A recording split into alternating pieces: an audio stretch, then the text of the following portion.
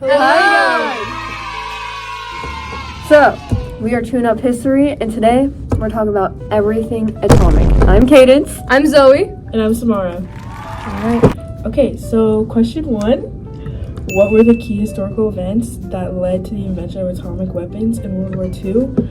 I was personally thinking about scientific discoveries. Like in the early 1900s, there were a lot of discoveries made, like theory of relativity, the discovery of the neutron and nuclear fission, and also fear of Nazi Germany.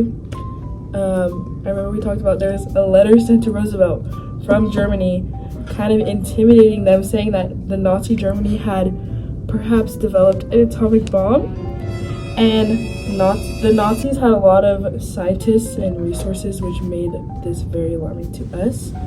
And then also the start of the U.S. nuclear program, when the U.S. began doing nuclear research, and the Manhattan Project and stuff. Oh yeah, and because they feared like Nazi Germany and everything, they started a secret project, the Manhattan Project, and that's when they first were trying to build an atomic bomb. And they also, with that, they discovered like a different material that was good for like atomic bombs, and that was very powerful, and so they started using that. Also, like as a method of coping at the time, I guess mainly Americans in this time frame, they were coming up with like related things to atomic weapons and stuff like that to cope. That's what we believe, that it was like a method for them. So consumerism really boomed in like the 1950s, and it was not only to enhance the economy, but it was so people could have like luxuries that were specific to atomic weapons. Like bikinis, for example, were inspired by nuclear weapons, and then there are also cocktails that are atomic related, so alcoholic beverages. So obviously it's aimed towards like adults and older people, but a lot of the economy at this time was tied to the atomic weapons somehow. Yeah, and they were very inspired, or not inspired, my bad. They were very it was just a way of coping, just having names for things, kind of make it more familiarized and normalized. And that also helped with the economic boom. So, leading into that, the psychology and kind of like the effects of people. So a lot of people were then very anxious, obviously, as they, saw what an atomic bomb can do, what atomic weaponry can do, and it's terrifying because anyone can do it, especially with the MAD. What is that called? The MAD. Mutually assured destruction. Holy flip. Okay. Alright, so then moving on to the third question.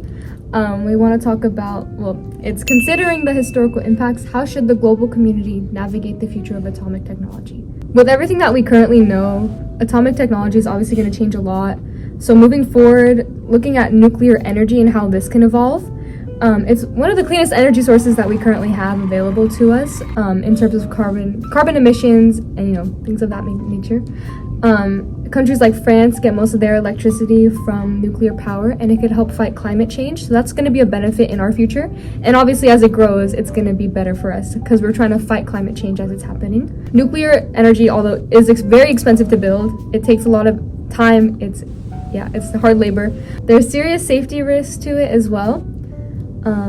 As we've seen past events like Chernobyl in Ukraine. Was it Ukraine?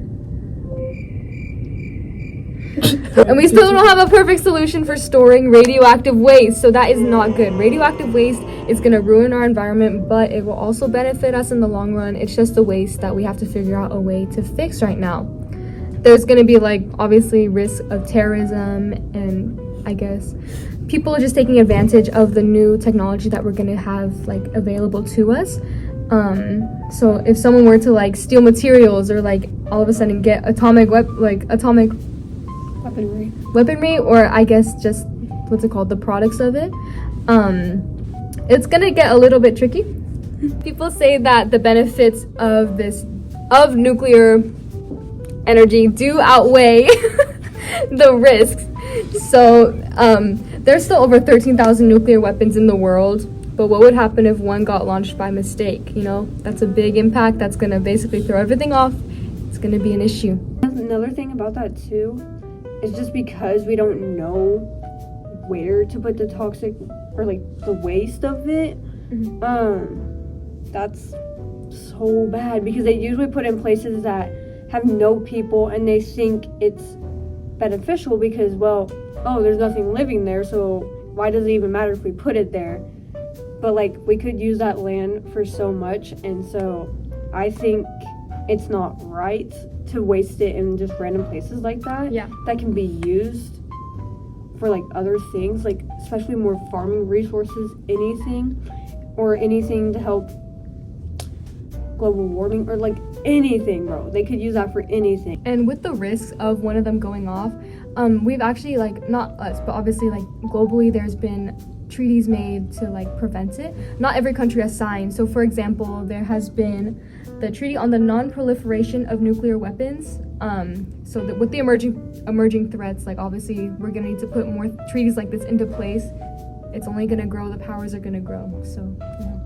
I think as long as we keep continuing to work on it and just instead of leaving it as it is, work on making it better and more beneficial and more risky, nuclear energy can be used for like a lot of other things too, like radiation treatments for like cancer and space technology and stuff. As long as we try to make it more good than harm, then everything will be okay and we can use it for things that actually benefit us instead of destroy us.